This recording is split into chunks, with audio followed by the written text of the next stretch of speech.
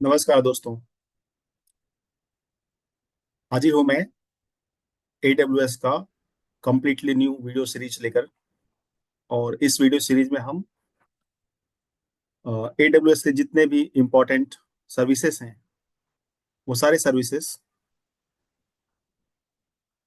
जिसको हम जिसको यूज करके हम किसी भी टाइप के स्मॉल मीडियम और एनी लार्ज स्केल एप्लीकेशंस को डेवलप कर सकते हैं, आर्किटेक्ट कर सकते हैं। ओके, सो हम वो सारी सर्विसेज को इन शॉर्ट डिस्कस करेंगे, समझेंगे कि वो सारी सर्विसेज क्या हैं AWS के और उनके रोल्स क्या हैं एक्चुअली, क्या है उनकी responsibilities, okay, what they are for. Okay, बाद में हम हर एक सर्विसेज को डिटेल्ड में समझेंगे। ठीक है, मैं हर एक सर्विसेज का एक इन डेप्थ वीडियो बनाऊंगा, जितने भी सर्विसेज हैं AWS के, not all but all the major services. Okay, but detail video session में जाने के पहले ये जानना जरूरी है कि वो सारे सर्विसेज को हम इन शॉर्ट समझें और उनकी फंक्शनलिटीज को समझें। ओके, तो इस वीडियो में हम क्या करेंगे, एक एक सर्विसेज को एक एक सर्विसेज को हम समझेंगे कि उनकी क्या फंक्शनलिटीज हैं। ठीक है, और वो क्या रोल प्ले करते हैं एप्लीकेशन डेवलपमेंट एंड आर्किटेक्चर में। Okay, so that is the goal of this video. Okay, so let us start.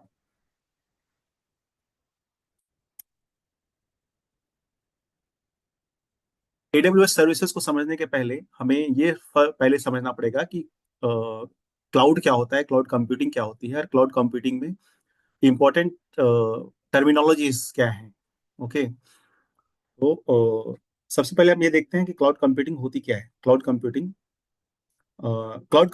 By definition, ये समझिए कि cloud computing is the on demand delivery of IT resources over the internet with pay as you go prices. Instead of buying, owning, and maintaining physical data centers and servers, you can access technologies, services such as computing power, storage, and database as on an as needed basis from a cloud service providers like Amazon or any other service providers. मतलब cloud computing का मतलब ये हुआ कि आप कोई business start करते हो या फिर कोई कंपनीज है जो ऑलरेडी किसी बिजनेस में है, और कोई कंपनी जो नई बिजनेस स्टार्ट करना चाह रही है।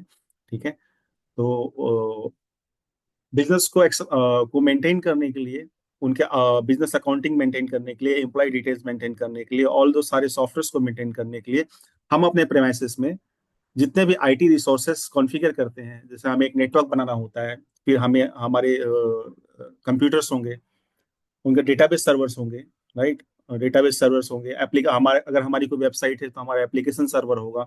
वो सारी चीजें हम क्या करते हैं कि हम इन हाउस कॉन्फ़िगर करते हैं, सेटअप करते हैं। ठीक है, और हम we will call network engineer. Okay, he will configure the network in the premises. Okay, he will configure the server setup within the network, है ना।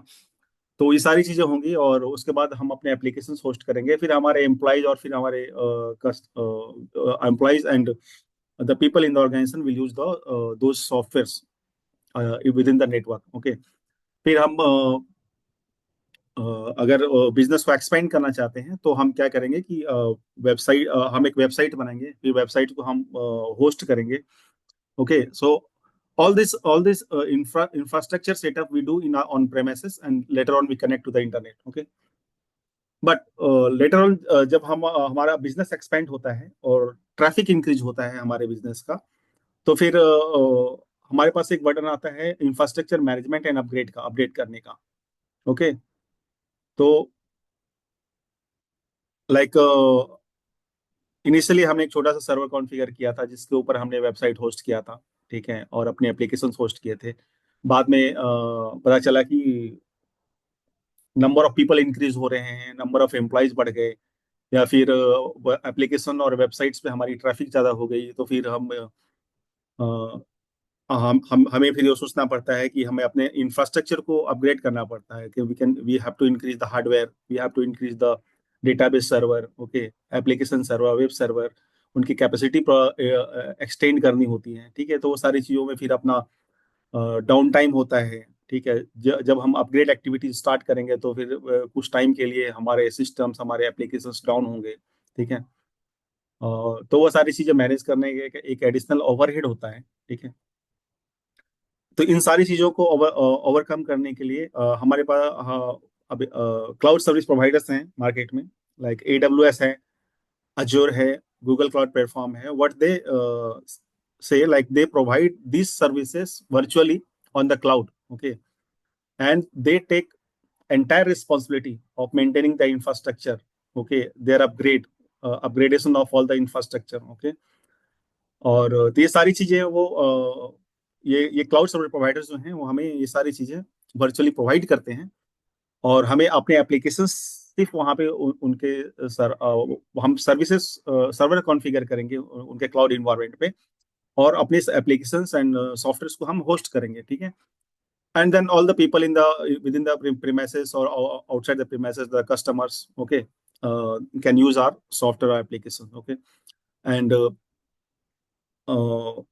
उनके प्राइसिंग मॉडल्स होते हैं क्लाउड सर्विस प्रोवाइडर्स के, लाइक हमारा सर्विस और application जितने time use हो रहा है, ठीक है, हम उतने के लिए उतना ही पेमेंट पे करते हैं प्रोवाइडर्स को, ओके। और जब भी एंड रिसोर्सेज को मैनेज करने का, मेंटेन करने का, एडमिनिस्ट्रेट करने का, सारा अपग्रेड करने का, सारी रिस्पॉन्सिबिलिटी जो होती है वो क्लाउड सर्विस प्रोवाइडर की होती है, ठीक है। हमें उन सारी चीज़ों की फिक्र नहीं करनी होती, हमें सिर्फ अपने बिजनेस पे ध्यान देना होता है, okay. So cloud computing is we got it like cloud computing is the setting our business or entire infrastructure on the cloud, okay, जिसको आप क्लाउड कंप्यूटिंग कह सकते हैं, okay. So there are many cloud service providers in the market. The AWS, Amazon Web Services, having the top market cover, okay, and it has captured most of the most say most significant area around the world. And after the AWS, there is other service providers like Microsoft Azure is the second one, and after that Google Cloud Platform, and then IBM, and there are further many service providers also, cloud service provider. Okay, so किसी से भी हम किसी भी cloud service provider, preferable cloud service provider को से हम अपनी क्लाउड सर्विसेज परचेज कर सकते हैं, और अपना बिजनेस, अपनी इंफ्रास्ट्रक्चर वहां पे हम सेटअप कर सकते हैं। तो that is actually the cloud computing, okay. अभी ये क्लाउड सर्विस प्रोवाइडर जो होते हैं, कितने तरह के सर्विसेज प्रोवाइड करते हैं, उनकी 3 कैटेगरीज होती हैं।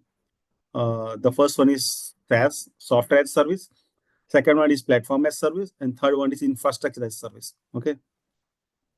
तो फर्स्ट हम पहले इंफ्रास्ट्रक्चर एज सर्विस को समझते हैं। जैसा हमने डिस्कस किया कि हमारे लोकल इंफ्रास्ट्रक्चर होते हैं, local network, local infrastructure, server, hardware, hard disk, all those things are in on premises, okay.